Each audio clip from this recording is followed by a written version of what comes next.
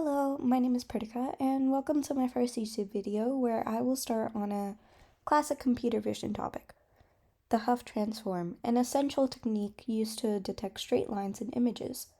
But this isn't just a coding tutorial. I will explain how it works, why it works, and how it connects to bigger ideas in AI and computer vision. Okay, so let's get started. Okay, let's start with something simple. Um, Imagine you're looking at a photo of a road. You'll instantly notice the lane lines, right? Or maybe the lines of a Sudoku puzzle. You can instantly see them. Now, imagine trying to get a computer to see what you just saw. It doesn't exactly understand the lines like we do. See, we just give it an image which it will just see as a grid of numbers, pixel values. That's it. And the thing is, some values are sometimes darker and lighter than others because of the lighting conditions, right? So, how does it know that a bunch of these pixels are together to form a straight line? That's the main challenge. See, a human brain is kind of wired to recognize the structure, but a computer kind of needs help. And that's what the Hough transform is for. You can think of it like this: if your image is messy and noisy, the Hough transform gives the computer a way to sort of connect the dots, even when some dots are missing.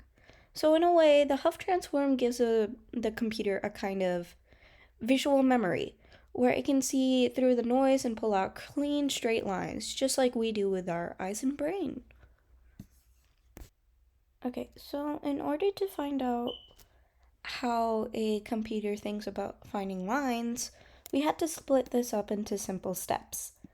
So, first is pre processing. Alright, so think of it like this. As we said, before the computer can even think about finding lines, we need to help it see the image in a way that it can understand. See, like when humans see a photo, we instantly spot shadows, shape, edges, even if they're blurry or hidden. But a computer, an image is just a giant matrix, a grid of pixel values. Like we said, it doesn't really know what to focus on or what matters. So we kind of had to guide it. That's where pre-processing comes in. Pre-processing is needed to convert the image or the input data into something the computer can understand and perform actions upon. See, first is that it needs to read the image. It needs to, so by reading the image, I mean read the image using the common library OpenCV. This will convert it into a format that the computer can actually work with. So, numerical arrays of pixels. You can kind of think about this as converting a photograph into data. So, next is converting it to grayscale. Since color images have three channels, red, green, and blue, it will just make a lot of things more complex. I mean, sometimes it is good to have the three channels, but in this case, it's not that important because we're just trying to find the lines. So, grayscale basically simplifies it to one number per pixel. This will reduce all the noise and makes it more effective. It will show the computer where to focus on. And then is the crucial step, canny edge detection. The canny edge detection will basically just, it's kind of like magic. We will get more onto that later, but this is where the real magic begins. Canny edge detection will just make the computer learn to see the edges. It uses some gradient filters and other OpenCV tools to detect sharp changes in pixel intensity. Now, the good thing is the canny edge detection is pre-made into OpenCV, so we don't really have to make that ourselves.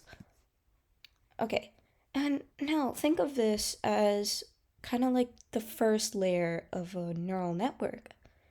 It's kind of cool.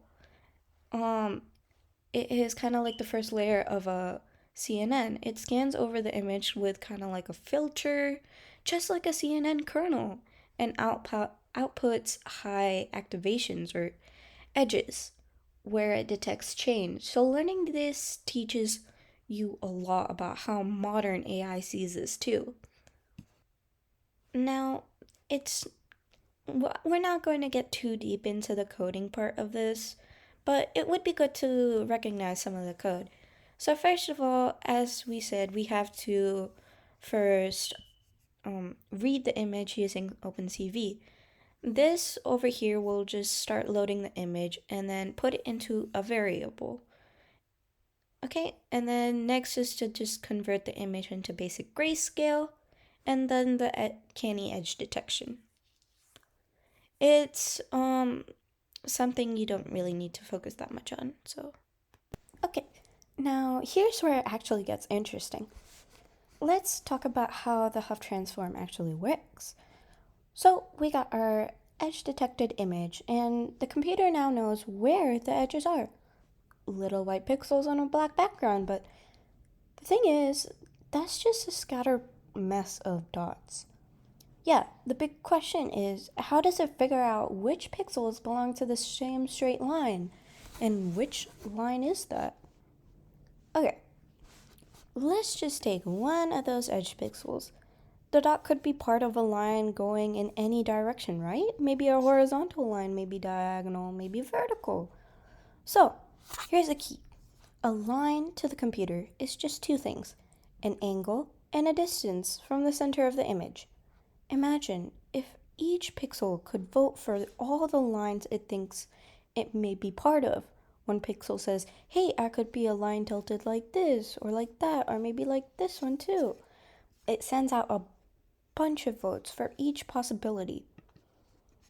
The computer collects all the votes for all the edge pixels into kind of like a scoreboard. We call it the accumulator. It's just a big grid where each cell represents a possible line. And here's the trick. When multiple pixels vote for the same line, same angle, same distance, that line gets more points. Eventually, the line with the most votes rises to the top. They're the most popular ones, and most likely the real lines in the image. So at this point, the computer isn't just guessing anymore. It's finding the lines that many pixels agree on. Now, in order to figure out all of this and the actual mathematics behind it, the computer uses a special equation to do the voting. R equals x times cosine of theta plus y sine of theta. Now, you don't really need to understand it that much, but you need to understand the basics. This formula helps it figure out what distance r a line would have to be for each possible angle. It looks through all the possible angles, theta, through the pixel. If you're wondering why this formula looks fancy, it's just because it works better than the regular slope formula. Vertical lines, for example, break that old y equals mx plus b format, but this version handles them easily. So now, basically, here's our point, and here are some of the lines that can go through it. And now we put it into an entirely different space, something called the Hough space, where each possible line gets mapped as one point. And when the points pile up at the same spot, that's your line. See, this point over here forms this graph. And then when you add multiple points, you get multiple graphs. And then again, the points that where the lines intersect, that one point is your line. Okay, now let's understand the code. This is basically setting up the Hough Transform and the accumulator. So first we basically grab the shape of the image after edge detection. This will give us the basic height and width, or basically how many rows and columns of pixels we have. Then we calculate the maximum possible distance from the center of the image to any edge. This is important because it helps us figure out how far a line could be from the origin. This will also help us see what the maximum row is in order to create the row axes. Now that we know the maximum distance, we can create the rho axis, which is our range of possible distances from the center, and the theta axis, which is our range of angles. This is done right here. So now that this is all done, we can create the accumulator using our axes. This is going to be a 2D array of zeros, a numpy array, where each cell will store how many votes a particular line will get. This is all stored as zeros at first, and then we will add the votes after we find the lines using the associated coordinates. Okay, now on to finding the lines. Now that we have set up our Hough space and accumulator, let's use it to actually find the lines. First, we will grab all coordinates of all the white pixels, the edges, from the image. These pixels that we will be checking, the places the image might belong in a line. Then we will set a threshold. The threshold is basically going to be the minimum amount of votes needed in order to get a line. This means that this line must get at least 100 votes in the accumulator to be considered a real line. Otherwise, we ignore it to reduce noise. Now comes the voting part. We will loop through every possible edge pixel and loop through all the possible angles for that edge pixel. And right here, you can recognize this as the equation shown in the previous slides. The x times cosine plus y times sine. This will basically find the rho for that associated line. And then using the rho and the theta that have been found before, we will use those coordinates in the accumulator and then add 1 point for that coordinate and to the accumulator, which is kind of like the voting box. And then right here, this will get the list of lines by seeing which coordinates meet the threshold, and after that we will store that in the variable lines. Alright, so after adding some matplotlib functions and inputting this sample input, these are the outputs. So here is a candy edge detection where the edges are displayed as white pixels, and here are the detected lines, and over here is the Hough accumulator. So over here, the more votes a certain coordinate gets, the warmer the coordinate will get. You can recognize some of these lines over here as some of the points over here. See, at theta 0, there are 3 pretty warm coordinates, and then you can probably predict that there are these lines over here. Look at some of the problems I faced while making the code. First is the threshold. I really needed to pinpoint the exact threshold, but that was kind of complicated because even if I make it too high, it will create not as many lines as I wanted, or if I make the threshold too low, it will create too many lines. And it will be pretty even tougher for multiple different images because each image requires a different threshold. They cannot just be the same threshold. So how exactly did I overcome this problem? There is something called elbow method. It is a popular algorithm used across many AI projects. Sometimes, let's say for finding the right amount of clusters needed. It is something that I'm not going to go deep into. You can do your own research if you want to know more about it. It's really cool. And another thing is that my code, it was pretty slow. It made the computer do a lot of calculating since it has to still loop through each of the edge pixels as well as loop through each of the angles for each edge pixel. So yeah, Hough Transform is useful, but honestly what makes it really important is how it helps you actually understand how AI and computer vision work behind the scenes.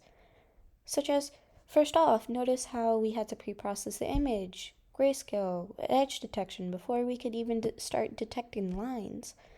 That's exactly like in AI models, especially neural networks. You almost always start by cleaning and shaping the model input. So whether that's images, text, or data, you don't just throw raw input at a model and expect good results. Then think about what the Hough Transform does next. It maps possibilities in a new space and uses an accumulator to keep track of the most likely answers.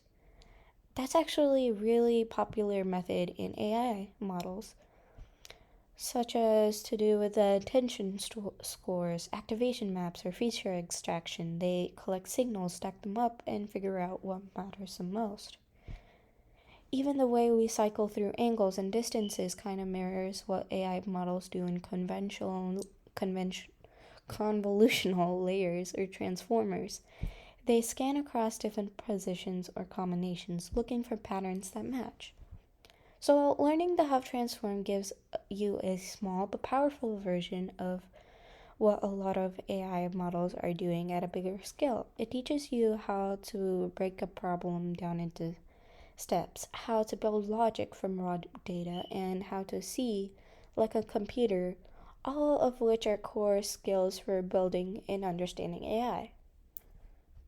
Very much for listening to my presentation. I hope you had a great day, and I hope you will be here for my next video.